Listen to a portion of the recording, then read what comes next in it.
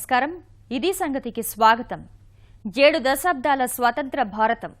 1947 August 15న దేశం దాస్య శృంఖలాలు తెంచుకుని అప్పుడే 70 ఏళ్లు. మరికొద్ది గంటల్లోనే యావత్ భారతం ఆ సందర్భంగా సంబరాలు మిన్నంటనున్నాయి. గుండెల నిండా మువ్వన్నెల జెండా స్ఫూర్తి నింపుకున్న జనవాహిని ఆ వేడుకలకు సిద్ధమవుతోంది.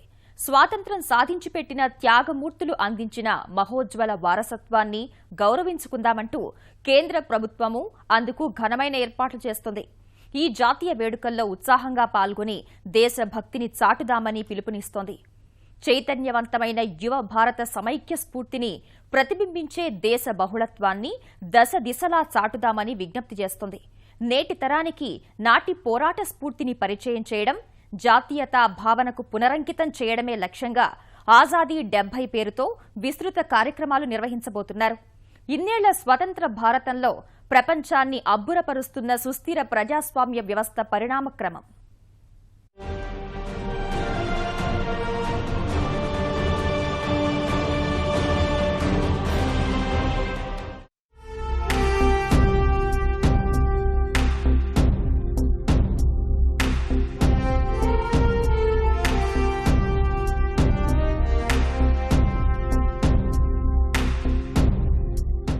ధన్యజీవుల త్యాగఫలంగా అందిన స్వేచ్ఛా స్వతంత్రాలకు 70 ఏళ్ల సందర్భంలో నిలిచింది దేశం.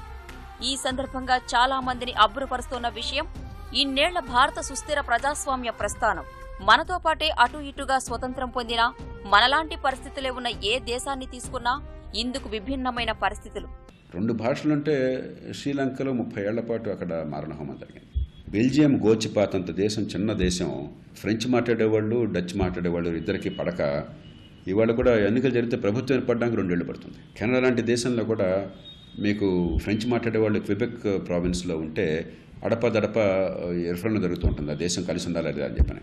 మనతో ఏర్పడిన పాకిస్తాన్, మన నుంచి విడిపడిన పాకిస్తాన్ భాష కారణంగా 25 ఏళ్లలో మళ్ళీ మొక్కలైపోయింది బంగ్లాదేశ్, పాకిస్తాన్. కాబట్టి ఇవన్నీ ఆలోచిస్తే ప్రశాంతంగా ఎన్నికల ద్వారా మనకి ప్రభుత్వాలను మార్చుకోవటం కానీ ఇవి చిన్న విషయాలు కాదు. అదే విజయగాథ చాలా మంది రాజకీయ విశ్లేషకులు, పరిశోధకుల అంచనాలకు ఏమాత్రం అర్థం కాని విషయంగా మారింది. ఇంత ఘనమైన ప్రజాస్వామ్యాన్ని ఏర్పరచడంలో దోహదపడిన అంశాలేమిటి? వీళ్లకు స్వతంత్రం ఇస్తే ఒక జాతిగా, ఒక దేశంగా మనగలరా అన్న సందేహాల్ని పటాపంచలు చేస్తూ దేశం ఈ స్థాయికి చేరడం అంత సామాన్యంగా ఏం జరిగిపోలేదు. నాటి జీడీపీ విలువ 2.7 లక్షల కోట్ల రూపాయలు.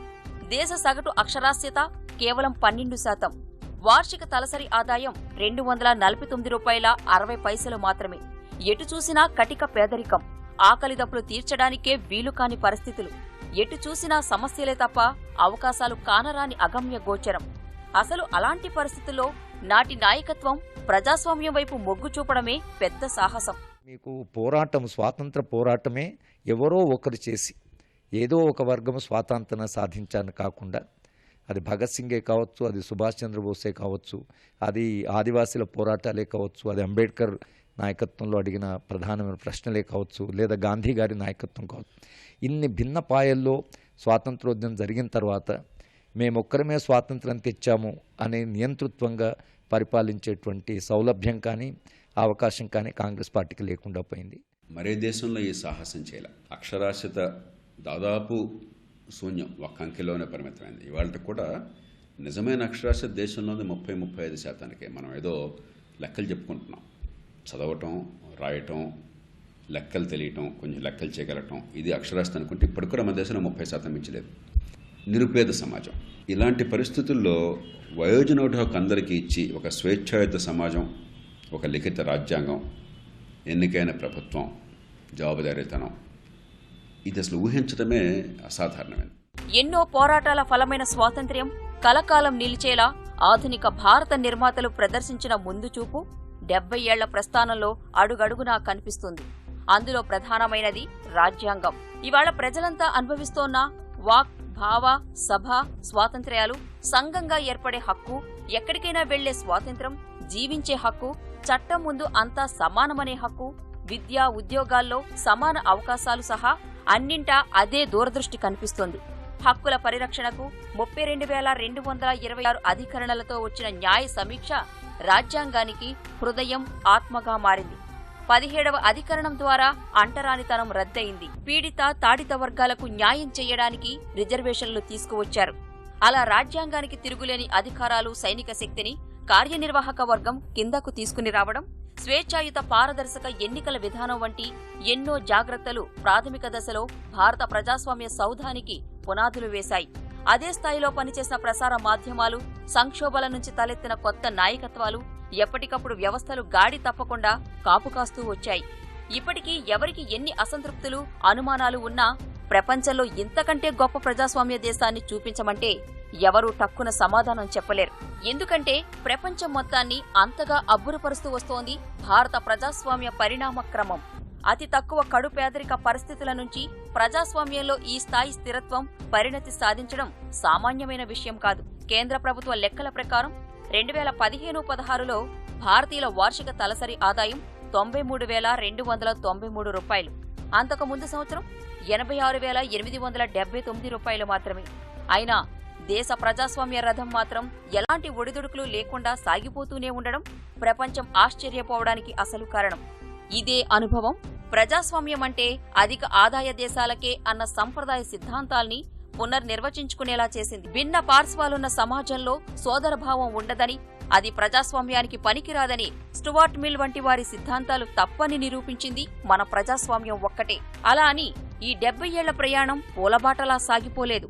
అనేక సందర్భాల్లో వేర్పాటువాద ఉద్యమాలు ఉనికిని చాటుకుంటూనే వచ్చాయి, వస్తున్నాయి. అయినా ప్రజాస్వామ్య దేశ స్ఫూర్తికి విఘాతం కలగకుండా నిలవడమూ అందర్నీ ఆశ్చర్యపరిచే మరో అంశం. పూడ్చలేని ఆర్థిక అసమానతలు, సామాజిక, లింగపరమైన అంతరాల మధ్య కూడా ఈ పురోగతి సాధన మరే దేశానికి సాధ్యం కాని విషయం. వాస్తవానికి ప్రజాస్వామ్య వ్యవస్థని చుక్కానిగా నడిపేదే రాజకీయ సమానత్వం. అలాంటి చోట తీవ్రమైన అంతరాలున్న దేశంలో ప్రజాస్వామ్యం ఎలా కొనసాగుతూ వచ్చింది అంటే ఖచ్చితంగా చెప్పుకోవలసింది సార్వత్రిక ఓటింగ్ హక్కు వంటి వ్యవస్థాగత ఏర్పాట్ల గురించే. దేశంలో అందరికీ ఓటింగ్ హక్కు కల్పించిన ఇదే వ్యవస్థ వారి విద్య, ఆరోగ్యం మౌలిక రంగాల్లో సాధించింది చాలా కొంచెమే. ఈ క్రమంలో సార్వత్రిక ఓటింగ్, స్వేచ్ఛాయుత వాతావరణంలో పారదర్శక ఎన్నికల విధానం గురించి ప్రత్యేకంగా చెప్పుకోవాలి. రాజ్యాంగం అమల్లోకి వచ్చిన తరువాత జరిగిన తొలి ఎన్నికల ఫలితాలతో కొలువుతీరిన 1వ లోక్సభ మొదలు నేటి 16వ సభ వరకు ప్రజా ప్రాతినిధ్య ప్రభుత్వాలు నిరంతరాయంగా కొనసాగుతున్నాయి. ఎన్ని వైరుధ్యాలు ఉన్నా ప్రజాస్వామ్య పార్లమెంటరీ విధానంపై చెక్కుచెదరని నమ్మకానికి అదే తిరుగులేని ఉదాహరణ. విధానాలు వేరు కావచ్చు, పార్టీలు మారొచ్చు, కూటములు, సంకీర్ణ ప్రభుత్వాలు రావచ్చు, సంక్షోభాలు వెన్నాడి ఉండొచ్చు. రాజ్యాంగం నిర్దేశించిన పరిమితులకు మాత్రం ఎక్కడా విఘాతం కలగకపోవడమే అందుకు కారణంగా చెప్పొచ్చు. ఏం జరిగినా ప్రజా ప్రాతినిధ్య ప్రజాస్వామ్యం తప్ప మరో మార్గం లేదని అందరూ అంగీకరిస్తున్నారన్నది ఆ పరిణామాలు చెప్పకనే చెబుతున్నాయి. మధ్యలో ఇందిరాగాంధీ హయాంలో చోటు చేసుకున్న చీకటి ఘట్టం, అత్యవసర పరిస్థితికి ప్రజలు ఇదే విధానంలో సమాధానం చెప్పారు. అప్పుడే చాలామంది ఇక భారతదేశ ప్రజాస్వామ్య వ్యవస్థకు అదే అంతిమ దశనేమో అని అనుకున్నటువంటి సందర్భాలు కూడా ఉన్నాయి. కానీ ఎందుకంటే ఆమె 1977 ఎన్నికలకు వెళ్ళినప్పుడు నియంతలు ఎప్పుడైనా తమ విజయాన్ని ముందు ఊహించేవాళ్ళు ఎన్నికలు పోతారు, కానీ నియంతలు ఎప్పుడు కూడా తాము ఓడిపోతామంటే ఎన్నికలకు పోరు అనేటువంటి ఒక విశ్లేషణ కూడా జరిగేది. కానీ 1977లో జయప్రకాష్ నారాయణ్ యొక్క ఆధ్వర్యంలో ఇందిరాగాంధీ పెద్ద ఎత్తున ఓడిపోవడం, తర్వాత జనతా పార్టీ అధికారంలోకి రావడం అనేది దేశంలో ఉండే ప్రజాస్వామ్య వ్యవస్థ ఒక 2వ దశకు చేరుకోవడమే కాకుండా ప్రజాస్వామ్య సంస్కృతి కొంత వికాసం కూడా చెందింది. మరి ఆవిడ అంచనా తప్పిందా? మళ్ళీ గెలుస్తాం అనుకున్నా కానీ ఎన్నికలు పెట్టింది ఆవిడకి వచ్చిన సమాచారం తప్పి గెలుస్తామని చెప్పిన అందరూ పట్టాలు చెప్పట్టు చేసిందా?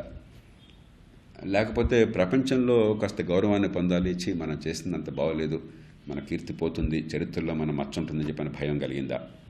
ఏ కారణం అన్నా కానీ మళ్ళీ ఆవిడే ఎన్నికలకు దిగటం.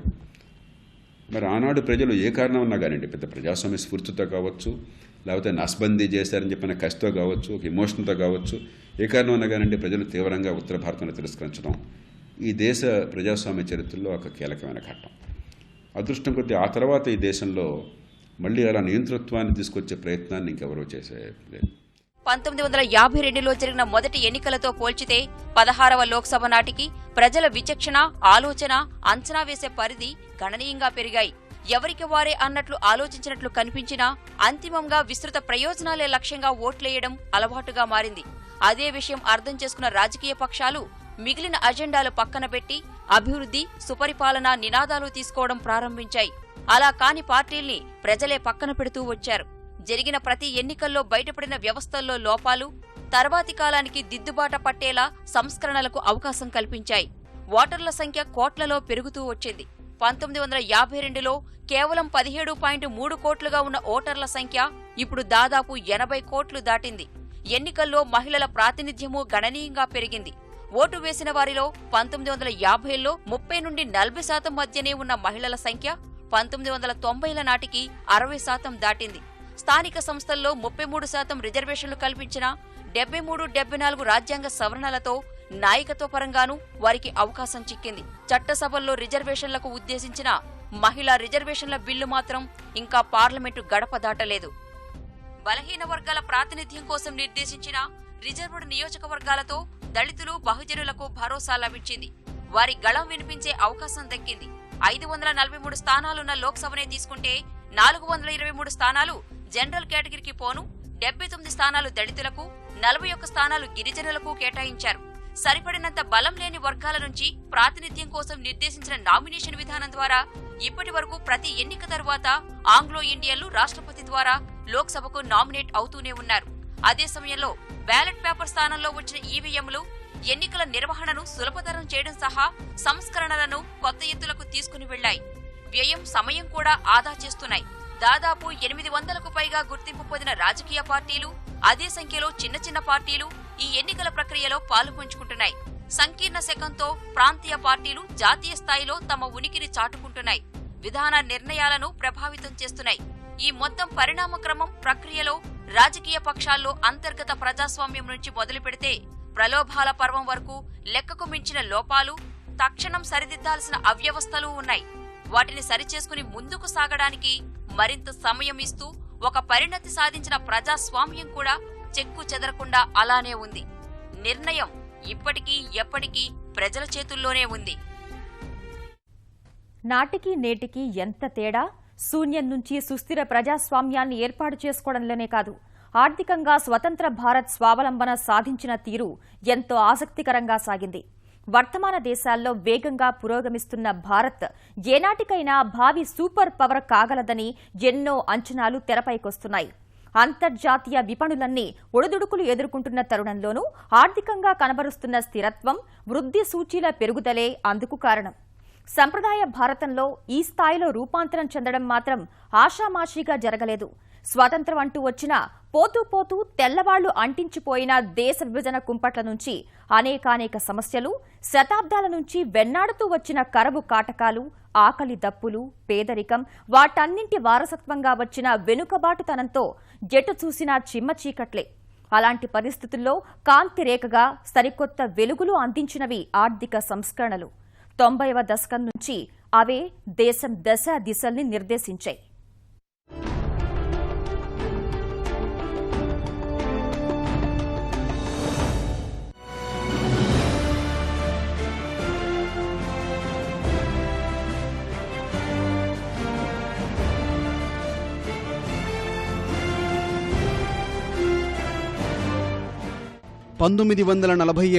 ఆగస్టు 15 భారతావనికి స్వాతంత్ర్యం అందించిన రోజు.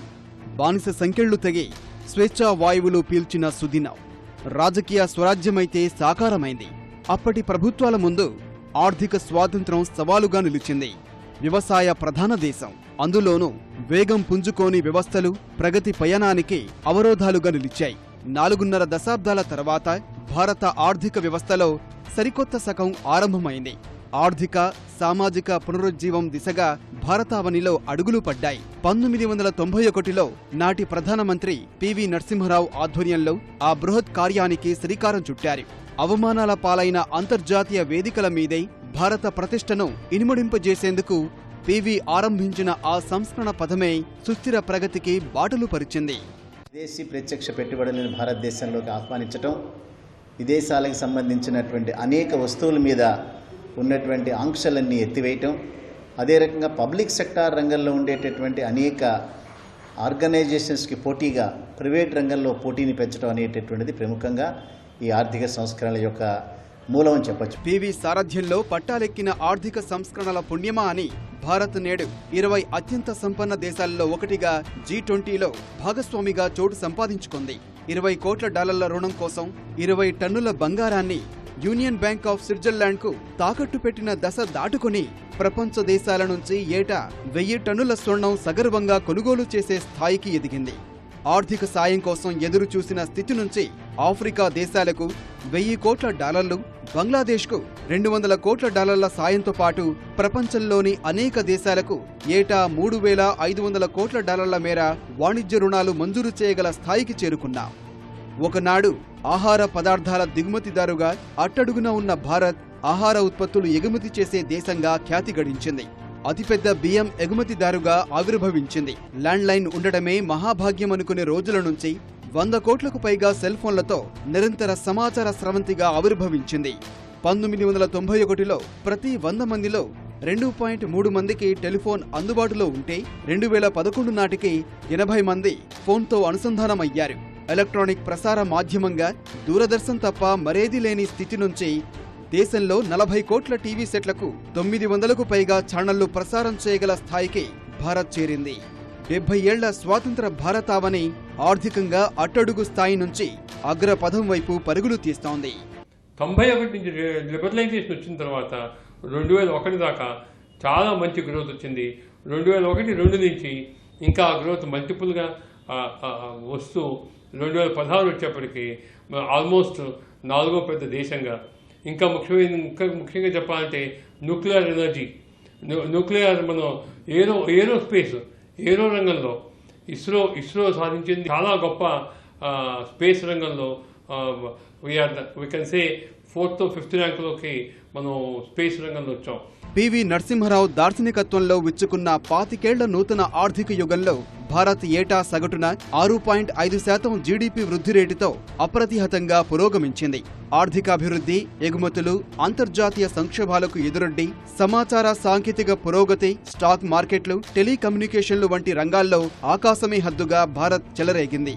2 వారాలకు సరిపడా దిగుమతులకు చెల్లించేందుకు చాలని స్థాయికి క్షీణించిన విదేశీ మారక ద్రవ్యం స్థానాల్లో సరిపడా నిల్వలు ఉండే స్థితికి చేరింది. ఎంతగా అంటే 1991లో $1.2 బిలియన్ విదేశీ మారక నిధులు ఉంటే 2015 నాటికి $353.46 బిలియన్ చేరింది. అన్నింటికి మించి ప్రభుత్వమే సర్వాంతర్యామి అనే మాట చెరిపివేస్తూ దేశీయ మార్కెట్లు అంతర్జాతీయ విపణితో అనుసంధానమయ్యాయి. నూతన పారిశ్రామిక విధానంలో అణుశక్తి, రైల్వే రంగాలు ప్రభుత్వానికి పరిమితం చేసి మిగిలిన వాటిలో ఎవరైనా ప్రవేశించేలా మార్చారు. తర్వాత నూతన అవకాశాలు వెల్లువెత్తాయి. దిగుమతి సుంకాలు 150% నుంచి అటు ఇటుగా 10 రెట్లు తగ్గించడం వల్ల దేశంలోకి విదేశీ ఉత్పత్తులు ఉరకలెత్తాయి. పరిమాణాత్మక ఆంక్షలు, క్యూఆర్ను ఎత్తివేసి పన్నుల వ్యవస్థను సరళీకరించడం వల్ల దేశీయ వాణిజ్యం వేగమందుకుంది. ప్రపంచ వాణిజ్యంలో 1991లో 1.1% ఉన్న భారత్ వాటా 2014-15 నాటికి 3 ఇంతలకు పైగా పెరిగి 3.9% చేరింది. 25 ఏళ్లలో దాదాపుగా రెట్టింపు కంటే ఎక్కువగా వృద్ధి సాధ్యపడింది. 1991లో ప్రతి 10 లక్షల్లో 4 మాత్రమే పన్ను చెల్లింపుదారులు ఉంటే 2015కి ఆ సంఖ్య 50కి చేరింది. స్టాక్ మార్కెట్లు ఆకాశమే హద్దుగా పెరిగాయి. దాదాపు 30 రెట్లకు పైగా పెట్టుబడులు స్టాక్ మార్కెట్లలోకి ప్రవహించాయి. బీఎస్ఈ మార్కెట్ విలువ 100 లక్షల కోట్ల రూపాయలకు చేరుకొని సరికొత్త చరిత్ర నమోదు చేసింది. 1998లో తూర్పు ఆసియా, 2008 నాటి ప్రపంచ ఆర్థిక మాంద్యంలోనూ అనేక దేశాలు దిక్కుతోచని స్థితిలో అల్లాడుతుంటే భారత్ మాత్రం చాలా వరకు స్థిరంగానే ముందుకు సాగింది. 1991-92లో 1,13,422 కోట్ల రూపాయలు బడ్జెట్ ఉంటే 2016-17 నాటికి కేంద్ర బడ్జెట్ 19,78,060 కోట్లకు చేరుకుంది. అంటే ఊహకందని స్థాయిలో పెరుగుదల నమోదైంది. దేశ జీడీపీలో 25 ఏళ్ల క్రితం 20% దిగువ ఉన్న పొదుపు రేటు ప్రస్తుతం 30% పైగా ఎగబాకడమే ఆర్థిక వ్యవస్థ పట్ల సర్వత్రా ఇనుమడిస్తున్న నమ్మకానికి నిదర్శనం. సంస్కరణల ఆరంభం నుంచి జీడీపీలో సేవల రంగం వాటా స్థిరంగా 50% పైబడి కొనసాగడం భారత్ను ప్రపంచానికే సేవల కేంద్రంగా ఆవిష్కరించింది. 1990లో $100 మిలియన్ ఉన్న ఐటీ పరిశ్రమ 1996 నాటికే $1 బిలియన్ చేరుకుంది. తర్వాత సాంకేతిక పరిజ్ఞానానికి పెద్దపీట వేస్తూ ప్రభుత్వాలు ప్రత్యేక చర్యలు తీసుకున్నాయి. 1970లో డిపార్ట్మెంట్ ఎలక్ట్రానిక్ ను ఏర్పాటు చేసి ప్రత్యేక ప్రోత్సాహకాలు అందించారు. ఫలితంగా 1980లో ఐటీ పరిశ్రమల స్థాపనకు అనుకూలంగా పవనాలు వీచాయి. 1990లో ఐటీ ప్రగతి మరింత జోరందుకుంది. తర్వాత వచ్చిన పాలకుల అనుకూల విధానాలతో 2000 సంవత్సరానికి ఐటీ పరిశ్రమ $5 బిలియన్ పైగా చేరుకుంది. ఈ రోజు ఐటీ పరిశ్రమ ఆదాయం $160 బిలియన్ చేరింది. ఈ రంగం 3.5 మిలియన్ల ప్రజలకు ఉపాధి అందిస్తోంది. ప్రపంచంలో 3వ స్టార్టప్ కేంద్రంగా మారేందుకు భారత్ అడుగులు వేస్తోంది. 70 ఏళ్ల స్వాతంత్ర భారతావనిలో వినియోగదారుల అభిరుచుల్లోనూ చాలా వేగంగా మార్పులు వచ్చాయి. తగ్గట్లుగానే వస్తువుల్లో వివిధ బ్రాండ్ల సంఖ్య పెరిగింది. తరలి వచ్చిన పరిశ్రమలతో 1990 నుంచి ఇప్పటి వరకే 30 రెట్లు పెరిగాయి. టెలివిజన్ బ్రాండ్లు రెట్టింపు అయితే ఆటోమొబైల్ రంగంలోనూ పెరుగుదల నమోదైంది. వస్తువుల కొనుగోలు, అందుబాటులోని సదుపాయాల సంఖ్య పెరిగిపోయింది. ఒకప్పుడు ఏవో కొన్ని దుకాణాలకే పరిమితమైతే ఇప్పుడు సూపర్ బజార్లతో, షాపింగ్ మార్కెట్లతో వినియోగ వస్తువులు చెంతకు చేరాయి. ఆన్లైన్ విప్లవం శరవేగంగా మార్పులు తీసుకువచ్చింది. వచ్చే 15 ఏళ్లలో ఆన్లైన్ కొనుగోళ్లు మరింత పెరుగుతాయని అధ్యయనాలు చెబుతున్నాయి. 2004 నుంచి 2011 వరకు రికార్డు స్థాయిలో 13,80,00,000 మంది దారిద్ర్య రేఖ దిగువ నుంచి పైకి రాగలిగారు. అవే ఆర్థిక సంస్కరణలు చైనాలో 1978 నుంచి 2002 మధ్య 22 కోట్ల మంది పేదరికం నుంచి బయటపడేశాయి. ఈ లెక్కలు పరిశీలిస్తే చైనాతో పోల్చితే భారత్లో అత్యంత వేగంగా పేదరిక నిర్మూలన జరిగినట్లే. ఆర్థిక సంస్కరణల ప్రభావంతో మహిళా ప్రాతినిధ్యం పెరుగుతూ వస్తోంది. ఒకప్పుడు వంటింటికే పరిమితమైన ఆడవారు ఉద్యోగాలు చేసే స్థాయికి ఎదిగారు. ఇప్పుడు ప్రధాని నరేంద్ర మోదీ భారత్ను స్వేచ్ఛాయుత ఆర్థిక వ్యవస్థగా ఆవిష్కరిస్తున్నారు. తయారీ, సేవ, వ్యవసాయ రంగాలకు స్థూల దేశీయోత్పత్తిలో సమాన వాటాలతో ఆరోగ్యకర ఆర్థిక వ్యవస్థ నిర్మాణమే లక్ష్యంగా అడుగులు వేస్తున్నారు. భారత్లో తయారీ, నైపుణ్య భారత్ సరికొత్త ఆశలు రేకెత్తిస్తున్నాయి.